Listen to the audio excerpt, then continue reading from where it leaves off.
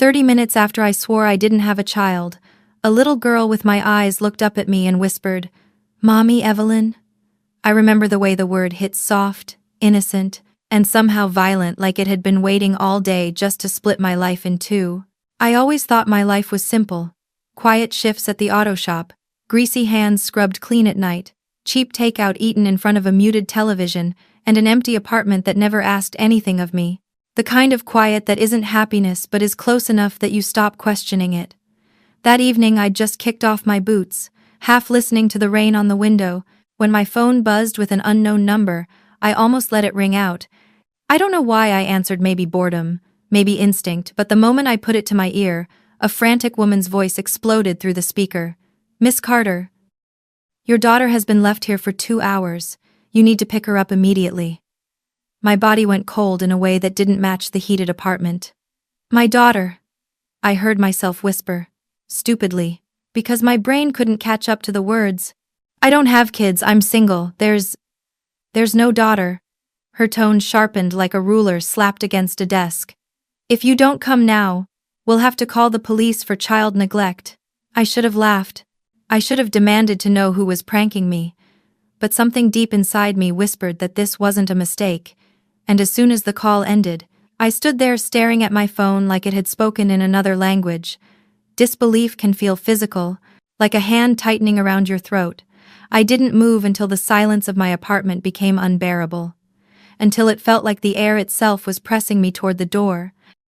A daughter? My daughter? What kind of cosmic joke used my name like that?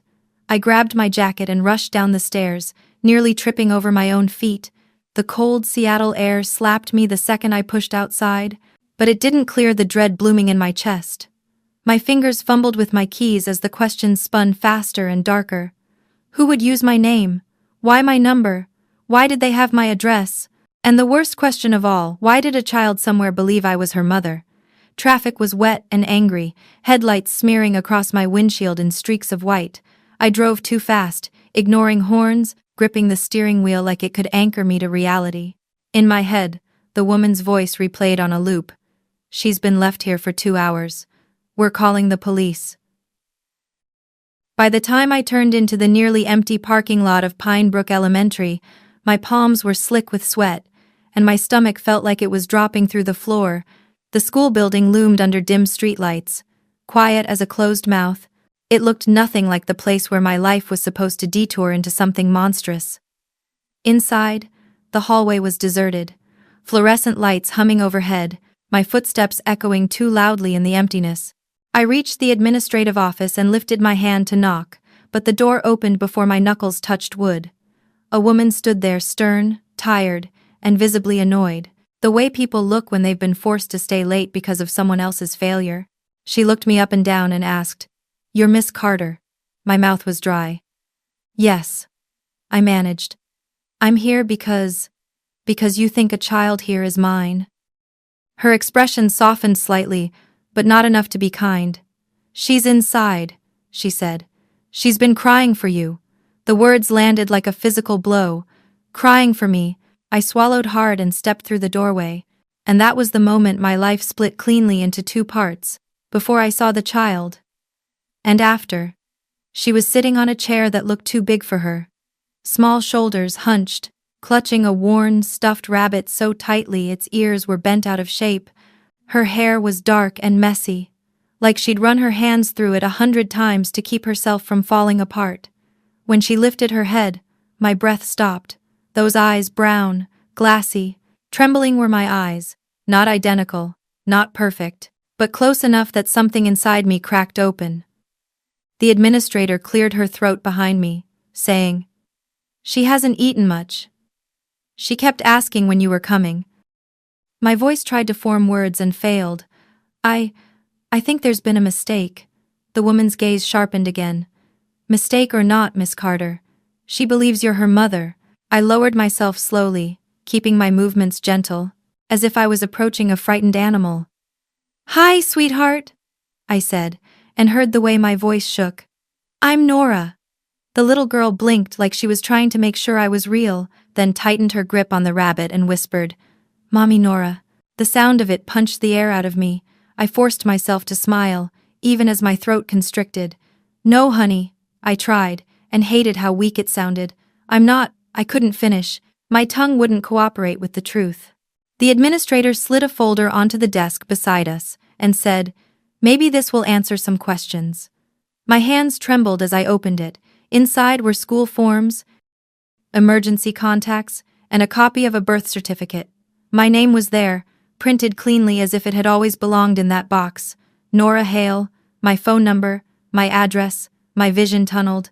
Then my eyes snagged on a faded photo tucked into the folder, me, with my arm around someone I hadn't seen in 4 years.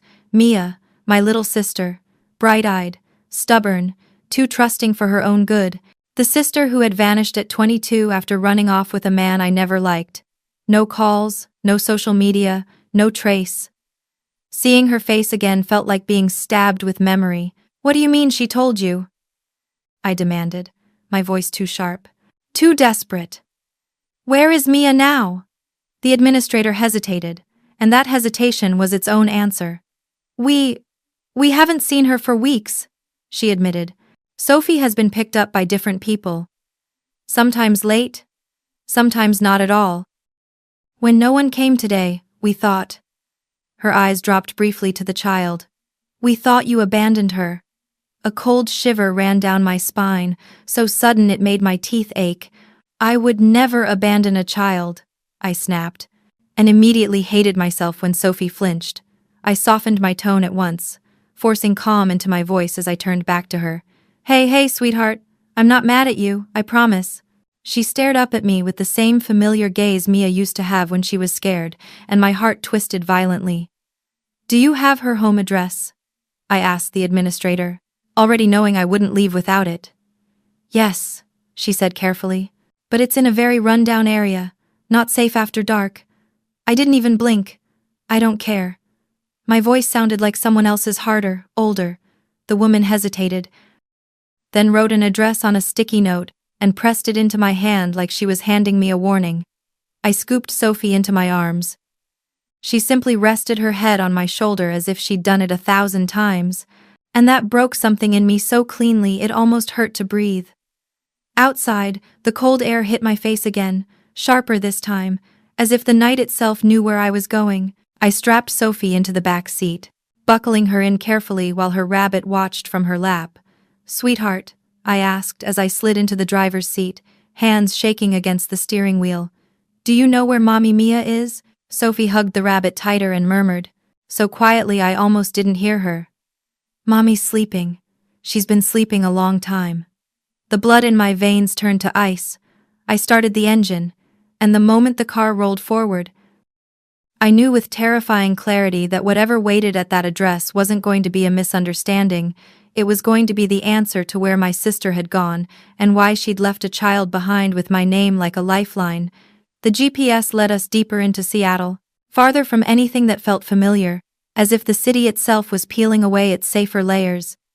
Streetlights grew sparse and sickly, flickering like they were tired of trying. Buildings sagged under their own neglect, windows boarded or shattered, graffiti crawling across brick like scars that never healed. Sophie watched silently from the back seat, hugging her rabbit so tightly it seemed strained, her small body rigid with a fear she didn't yet have words for. "Is this your neighborhood, sweetheart?" I asked softly, already dreading the answer. She nodded once, barely moving, her eyes fixed on the passing darkness. By the time I turned onto the final street, my hands were trembling so badly I had to force them steady on the wheel, my pulse roaring in my ears like a warning siren. The houses weren't really houses anymore, just tired structures slumped against one another, wrapped in rusted metal and peeling paint, porches sagging like broken teeth. Sophie lifted a tiny finger and pointed. "That one," she whispered. The porch light was broken, the doorway crooked, the entire place leaning as if it wanted to collapse and be done with it. Every instinct screamed for me to turn around, to protect the child in my car from whatever lived behind that door. But Mia might be inside, and I had already lost her once. I stepped out into the cold, lifted Sophie into my arms, and pushed the door open. It didn't creak. It moaned, low and mournful, like the house itself was begging me to leave. The smell hit first: dampness, mold, rotten food, old alcohol, the stench of a place where suffering had soaked into the walls. Sophie tightened her grip around my neck and whispered, "Mommy." The sound broke my heart clean in half. I turned on my phone's flashlight and stepped deeper inside, my voice echoing thin and fragile when I called, "Mia, it's Nora. Are you here?" No answer came, just a heavy, suffocating silence that pressed against my chest until breathing felt optional. I moved slowly through the narrow hallway, past overturned chairs and broken glass, until I reached the living room, and everything inside me shattered. Mia was lying on the floor beneath a collapsed shelf, her body curled at an angle that made my stomach lurch. Her skin was pale, lips tinged blue, bruises blooming across her arms, legs, even her neck in sickening shades of purple and yellow. "Mia," I whispered, my voice breaking apart. Sophie slid from my arms and dropped to her knees beside her mother, shaking her gently with trembling hands. "Mommy, wake up," she cried, her voice small and desperate. "I brought Mommy, Nora. Please wake up." I rushed forward, kneeling, my hands shaking uncontrollably as I checked Mia's neck, a pulse faint, fragile, barely there, but present. Relief and terror collided so violently I nearly collapsed. "Oh God," I sobbed, brushing hair from Mia's face. "What did they do to you?" Around us, the room told its own story. Shattered glass glittering on the floor, holes punched into the walls, furniture overturned like the aftermath of a storm that never moved on. One name rose unbidden in my mind, heavy and poisonous: Derek. I scooped Mia into my arms, shocked by how light she was, how much she felt like a child instead of my grown sister. Sophie clutched my sleeve, sobbing. "Don't let her sleep," she begged. "Please don't let her sleep." "I won't," I promised fiercely, even as fear clawed up my throat. "She's coming with us. Right now." I carried Mia out into the night, Sophie running beside me, her cries echoing off the empty street. I laid Mia across the back seat, wrapping my jacket around her, though her skin still felt frighteningly cold. My heart pounded so hard I thought it might tear itself free as I started the engine and sped away, the broken house shrinking in the rearview mirror. "Mommy, Nora," Sophie whispered, her voice shaking. "Is Mommy Mia going to die?" I swallowed hard, forcing strength into my words. "No, sweetheart, I won't let anything happen to her." I didn't know if that was a promise or a prayer. The hospital doors slid open as I burst inside, shouting for help. Carrying Mia like she was already slipping away, nurses rushed toward us, voices overlapping, hands reaching. "Possible domestic violence," one muttered. "Trauma room 3, another ordered. They took her from my arms, laying her gently on a stretcher, and for a moment I stood there uselessly. My arms empty, chest aching like something vital had been removed. A nurse touched my shoulder and told me they needed space. "Please," I whispered, my voice cracking. "She's my sister. Please take care of her." She nodded, her expression softening. "We'll do everything we can." I sat in the hallway holding Sophie as fluorescent lights buzzed overhead, relentless and cold. Her small body curled into mine, fingers gripping my shirt like she was afraid I might disappear too.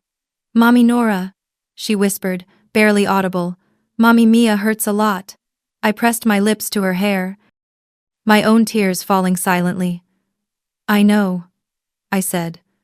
"But we're going to help her. I promise." Minutes stretched into an hour, each second dragging like it weighed 1,000 pounds. When the doctor finally approached, his tired eyes told me everything before he spoke, and my heart hammered as I stood, bracing myself for the truth. The doctor stopped a few feet in front of me, his posture careful in the way people are when they're about to change someone's life with a sentence. "Miss Hale?" he asked quietly. I nodded, my throat too tight to answer. "Your sister is stable for now," he said, emphasizing the words as if to brace me for what followed. "She's severely malnourished and dehydrated, and she has multiple fractures. Some are recent, some are older. Without intervention tonight, she may not have survived another day." The hallway seemed to tilt, the sound of his voice fading into a dull roar. Sophie whimpered softly against my chest, and I held her tighter, my jaw clenched so hard it hurt. "Can we see her?" I asked, forcing the words out. He nodded gently. one guardian at a time. She's still unconscious. The sight of Mia in the hospital bed nearly broke me. Tubes and wires framed her fragile body, monitors beeping softly like they were afraid to disturb her. Her chest rose and fell in shallow breaths, her skin too thin, too pale, as if life itself had been stretched to its limit. I sat beside her and took her hand, surprised by how cold it still felt. "I'm here," I whispered, tears blurring my vision. "I found you. I'm not letting anything happen to you again." For a moment, nothing changed. Then her fingers twitched faintly against mine, and my breath caught. Her eyes fluttered open, unfocused and heavy with pain, until they found my face. "Nora," she breathed, barely louder than air. "I'm here," I said quickly, leaning closer. "You're safe." Her gaze drifted past me to where Sophie stood hesitantly near the bed. The moment Mia saw her, something soft and raw broke through the pain. Sophie rushed forward, grabbing her mother's hand and pleading, "Mommy, don't sleep anymore." Mia lifted her hand with visible effort and brushed Sophie's cheek, her lips trembling as she whispered, "I'm okay, baby. Mommy's okay." It wasn't true, not really, but she said it for her child, and the love in that small gesture hurt more than any wound I'd seen that night. When the nurse stepped out, Mia turned her eyes back to me, tears gathering. "I never wanted you to see me like this," she said weakly. "I should have found you sooner," I replied, my voice breaking. "I should have never let you disappear." She shook her head slowly. "I left because I didn't want you dragged into my mess." "Mess," I whispered, anger and grief tangling together. "Someone did this to you." Her eyes closed briefly, and when she spoke again, the name landed like a curse. "Derek." Sophie flinched at the sound and pressed closer to her mother. Mia's voice trembled as she continued, words spilling out like they'd been trapped too long. She told me how she thought he loved her, how running away felt like freedom at first, how the first hit came wrapped in apologies and promises. She told me how he took her phone, her money, her friends, how fear became her daily companion. "He said if I ever left he'd find you," she whispered. "He said he'd kill anyone who tried to help me." I was so scared. I covered my mouth, shaking. "Why didn't you come home?" I sobbed. "I tried," she said, tears slipping down her temples. "When I got pregnant, I thought leaving would make things worse. I thought staying was the only way to keep everyone alive." She looked at Sophie, her expression breaking apart. "After she was born, I put your name on everything," she admitted softly. "School forms, clinic papers. I needed someone good to find her if something happened to me." Understanding hit me like a wave, stealing my breath. "That's why they called me," I murmured. "Because you trusted me," Mia nodded, her eyes pleading. "Please don't let him take her. Don't let him find us again." I leaned down carefully and wrapped my arms around her, holding her as gently as I could. "I won't," I vowed. "I swear to you, I will protect Sophie with my life." Mia stayed in the hospital for 3 days. I barely left her side, sleeping in a chair, waking at every beep of a monitor. Sophie curled against me at night, her rabbit tucked under her chin, nightmares flickering behind her closed eyes. When doctors finally cleared Mia for discharge, there was no question where she'd go. My apartment might have been small and plain, but it was safe, and safety was everything now. The first nights were quiet in a fragile way. Mia sleeping fitfully, Sophie following me from room to room, clinging like she needed proof I was real. I let myself believe, just for a moment, that we might have outrun the worst of it. Then, one rainy evening, the pounding started at my door. The sound wasn't just knocking, it was violent, explosive, like someone was trying to beat their way through the wood with pure rage. The first bang made Sophie scream, a sharp, terrified sound that cut straight through me.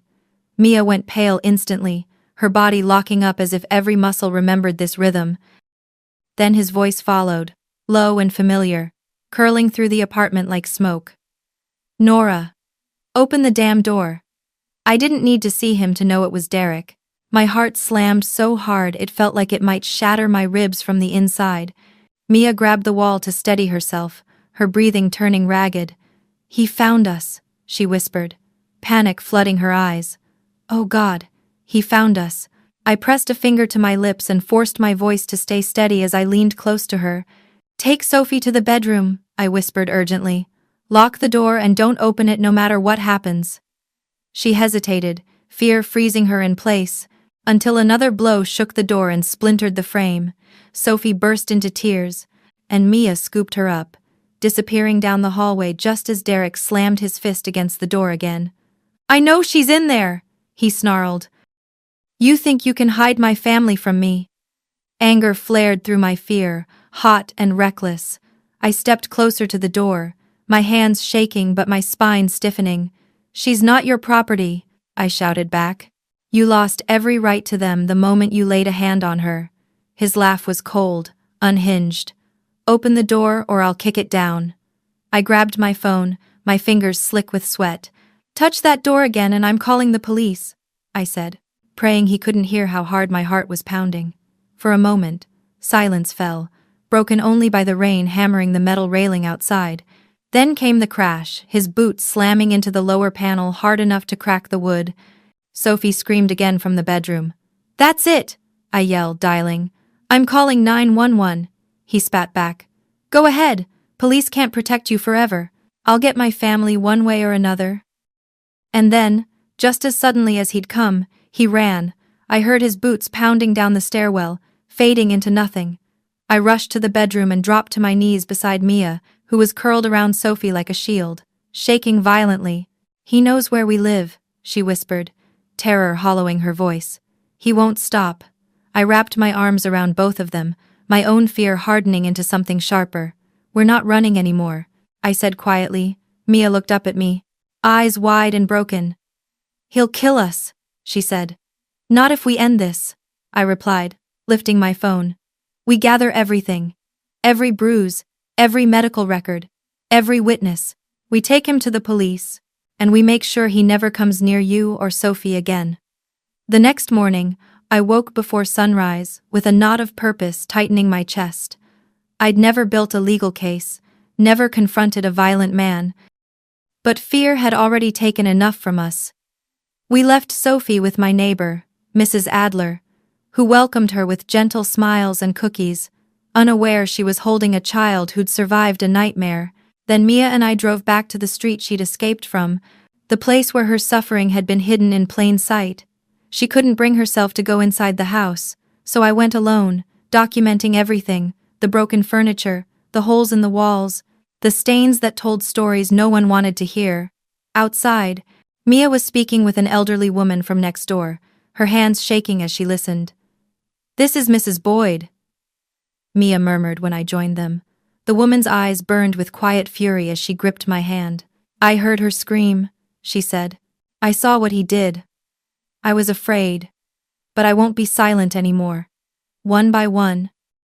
Others came forward, a plumber who'd seen Derek drag Mia inside by the hair, a teenager who remembered Sophie hiding when the yelling started. Each voice added weight, each memory turning Derek's lies into ash. At the clinic, Dr. Reyes handed us copies of old medical records, documented injuries that painted a pattern too clear to deny. When we left, Mia clutched the envelope to her chest and whispered, I thought I was invisible. I squeezed her hand. You weren't, I said. You were just waiting to be seen. By the time we pulled away, I knew this wasn't just about survival anymore. It was about stopping a man who thought fear made him untouchable, and as I looked at my sister, bruised, terrified, but standing, I felt something fierce ignite in my chest. Derek Voss had started this war, but we were going to finish it. The morning of the hearing arrived, wrapped in cold air and sleepless nerves, the kind of day where even breathing felt deliberate. Mia stood beside me on the courthouse steps, her hands trembling despite the way I held them, her long sleeves pulled down to hide bruises that still felt too exposed to the world. Sophie clung to her other side, stuffed rabbit pressed to her chest like armor. I leaned close and murmured that she didn't have to speak if she couldn't. But Mia shook her head slowly, resolve flickering beneath the fear. I've stayed silent too long, she whispered. Inside the courthouse, whispers filled the hallway. Neighbors and strangers drawn to the gravity of a woman finally standing up to the man who nearly destroyed her. Then Derek appeared at the far end. Clean shirt, groomed hair, eyes still full of the same venom I'd heard at my door. Mia instinctively stepped behind me. I didn't move. Not this time. When the judge entered, the room stilled, and the prosecutor began laying out years of violence, coercion, and threats with a calm that made my stomach twist. Photos appeared on the screen: bruises, fractures, Mia on a hospital stretcher, barely conscious, and I heard a juror gasp softly. Witnesses followed. Mrs. Boyd's voice shook as she described hearing screams and being threatened into silence. Tom Rourke admitted he'd seen Mia crawling out of the house once, bleeding, and done nothing, regret cracking his voice. Derek scoffed when he took the stand, dismissing injuries as clumsiness, threats as things said in anger, until the prosecutor quietly asked if Sophie had been in danger the night he tried to break down my door. His silence rang louder than any denial. When Mia was called, her knees nearly buckled. But she lifted her chin and spoke anyway, her voice soft but unwavering as she told the truth she'd been carrying alone. She spoke of fear, of staying because leaving felt more dangerous, of watching her daughter learn to hide from anger. "I don't want revenge," she said, tears streaming. "I just want to stop being afraid." When the verdict came back guilty on all counts, the air shattered. Derek exploded, shouting promises of vengeance as officers dragged him away, but his words had lost their power. They echoed against walls that no longer belonged to him. Mia collapsed against me, sobbing, relief pouring out like a flood, and I held her as if letting go might undo everything we'd fought for. The weeks after felt unreal in their quiet. No fists pounding on doors, no whispered countdowns in the dark, just peace settling slowly into the corners of our lives. Mia healed in ways that weren't visible at first, her shoulders relaxing, her breath deepening. One afternoon she asked me to cut her hair, to shed the last pieces of him, and when she looked in the mirror afterward, she smiled through tears and said she looked like someone who survived. Sophie changed too, her steps lighter, her laughter louder. One evening I found her drawing 3 stick figures and labeling them Mommy Mia, Mommy Nora, and herself. When I asked why 2 mommies, she smiled and said one loved her and one protected her, and my heart nearly split with the weight of it. 6 months later, my small apartment gave way to a modest rental house with a tiny backyard and a bedroom. Sophie painted soft yellow herself. "No bad people," she declared, twirling through empty rooms. That night, after she slept, Mia leaned against me on the porch and whispered that she thought leaving home once meant freedom, only to find a prison instead. I told her she was strong for surviving long enough to be found. Later, standing in Sophie's doorway, watching her breathe easy for the first time, I understood the truth that had taken me all this time to learn. That phone call, the one that claimed I had a daughter, was the most terrifying moment of my life, but it led me to a family I never knew I needed. Sometimes, the thing that shatters your world is the very thing that rebuilds it. If this story moved you, take a moment to like, share, subscribe, and tell us in the comments what family means to you.